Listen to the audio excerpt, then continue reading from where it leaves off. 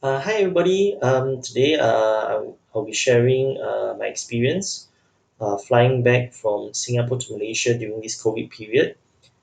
Um, and I hope that it will help more people to have a better idea of the whole process. As you can see right now, I'm actually stuck here in an Air Asia hotel near KLIA. So this is actually the Toons Hotel. If you can see at the background here, it is the trademark of Air Asia, the black and red uh, color theme that is in this hotel room. All right. So what I'll be sharing today is the process of how we did it, and hopefully it can help more people to get things going faster, right? And we don't have to search too many things online. Okay, so the first step is actually applying the pass. I think that's the first thing that you need to do is to apply the pass and make sure that you are allowed to fly back, right? So I think that's the most important part. So you can actually go to My Travel Pass Malaysia, the Jabatan Imigrasi Malaysia to actually get this sorted out. There's a lot of options over there. For example, your RGLs, your PCA, if your spouse is a Malaysian, if you are my Malaysian second home, all the options are over there. Even for Malaysians who want to travel out of the country, you can actually go to this website. But for my case, it was a little bit different as I'm a Singaporean permanent resident. So I couldn't find the option over there. So what I did was I actually had to call the High Commission of Malaysia right in Singapore to ask for help, and they actually gave me a different link. So the link is actually below, and I will attach it below as well. Please check it out for Singaporean PRs. Okay, if you are going to fly back, you can actually use this link to get your approval. All right, the approval for the MyPass and for the one which I got is actually pretty fast. It's about 1 day to 2 days max. You should get a reply on the approval, right? When you do the application, uh, please fill up as detailed as possible. They will ask you to attach, for example, passports, NICs. There's a letter of undertaking and some supporting documents. So please attach as detailed as possible if you want to get the fastest response. So if you didn't attach properly, it could be delayed and the form cannot be submitted online, right? So we want to get all of this sorted out, and then within 1 to 2 days, you should get a reply.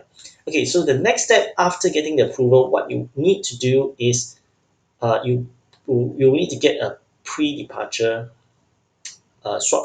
test done, right? So before you can actually board the plane. So you can do this test 72 hours prior to the flight. It's about 48. They will suggest 48 to 72 hours.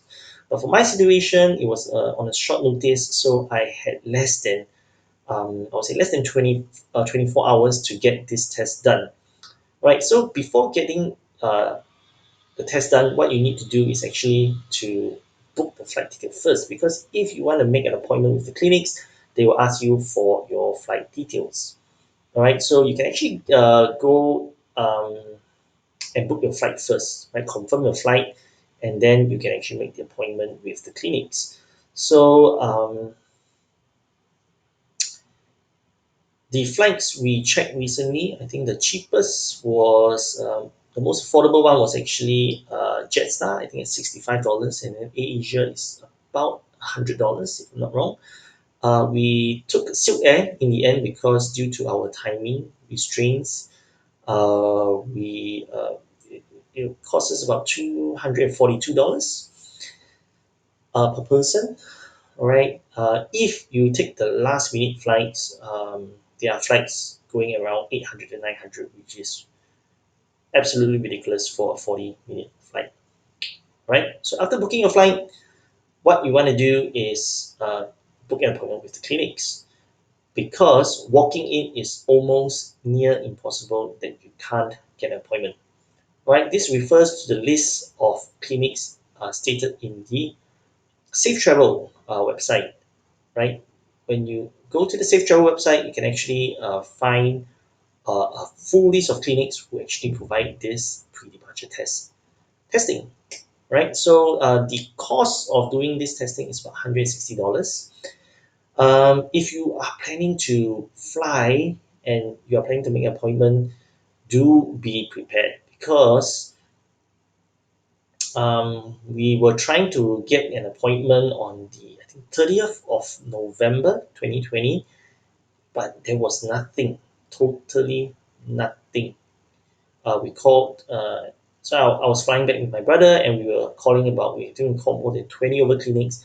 There's just no walk-in or there's no appointment slots for the next day. And our flight was 6:35 on the 1st of December, which is the next day, and we were panicking like mad. So eventually, we found this alternative where you can actually head down to Terminal 3 Changi Airport. There's a Raffles Medical over there, and it's open 24 hours, and they do accept walk-in. So we actually called them before confirming, our, before heading down, and they confirmed that we can actually do the walk-in, and we actually went down and did we went down at around 8:30 ish. I think around by 9:15, we got all our tests done and payment made. And the only difference was, I think the main difference is you can actually walk in if you are on an urgent basis. And although the rates will be slightly higher though, so it's not 160. In the end, we paid 199, but still okay. Yeah, still okay lah. So we managed to get it settled. And please tell them that it's urgent. Tell them your flight, your when is your flight, and ask them to put it under urgent. And really want to thank Raffles Medical because their staff are very professional, and they also help us to get the results to put it under urgent. And thankfully, we managed to make it for the flight next day. So the results came out 3:30 p.m. the next day, which was rather fast. So it's less than 24 hours. If you go to the Safe Travel website, they'll say please do your test at least 38 hours before, so that you have ample time to get the results. So I think we were really, really lucky that we got it, and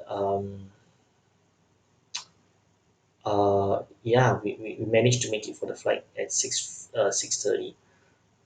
So doing the swab test, I think there's one thing I want to mention over here. Of course, the nurses or the doctors doing it for you, they will also highlight to you. But when they take that thing and poke it in your nose, it's going to be a little bit uncomfortable and a little bit pain, right? So try to hold still no matter what, because if you move around, it'll be hard for the nurse to actually get the job done. It will take a longer time, and it may even injure your internal, uh, I think your internal linings of the nose. So please stay still and just tahan a bit, and let the nurse finish the job. All right? They will be poking both noses, so uh, it can be a bit pain, to be honest, right?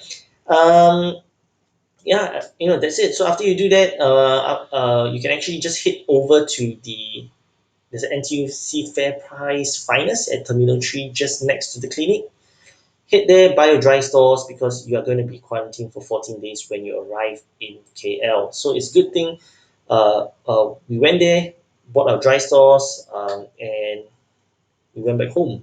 And the next day we were quite kanchiong lah, because we were thinking, oh shit, it's already 1+, 2+, still no reply. So one thing we did is we actually called Raffles Medical to ask for an update, and they actually already know the results because they said that the batch for our batch, the one the night before, they actually already gotten the results. So the good thing is there's no positive, right? If there's a positive, you'll be flagged way in advance. So that was a good news for us. So she said, the nurse said, we'll be getting the email pretty soon. So we called around 1+, and then 3+, we got the email, so we're good to go. At the airport, I would say that's the next phase. Boarding is pretty much the same as pre-COVID. The only difference was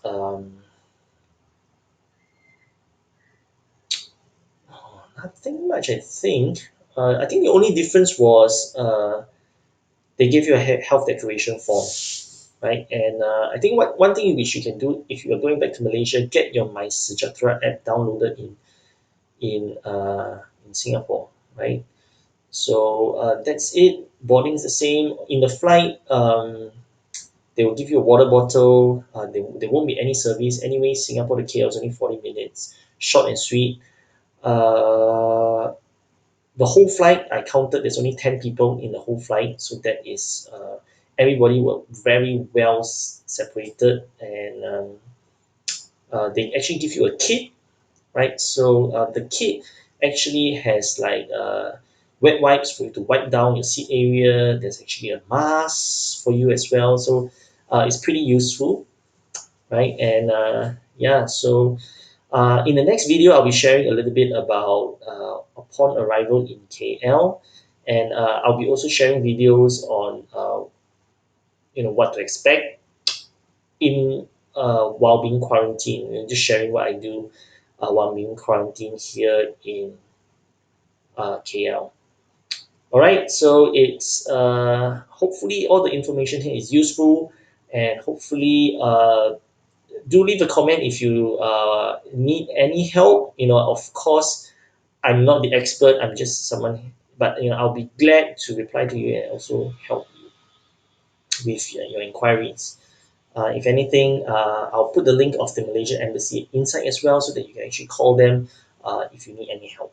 Right? So stay safe, everyone. Let's do our best, do our part, and hopefully, we can stop the spread of COVID. Bye.